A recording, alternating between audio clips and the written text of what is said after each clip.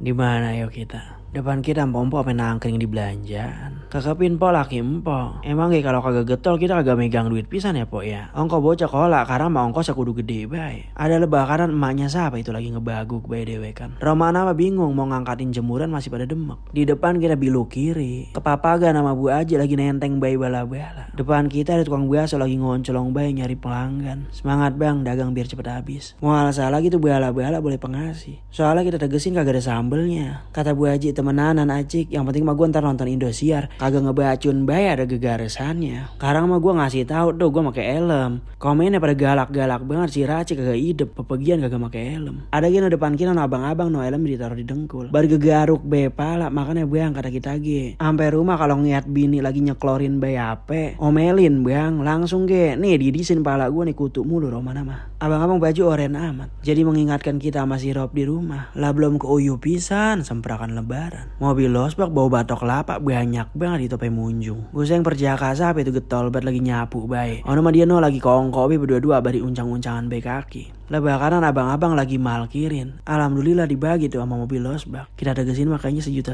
itu tadi. Ngagul bae si Racik mah kalau ngomong kata orang mah iya ge.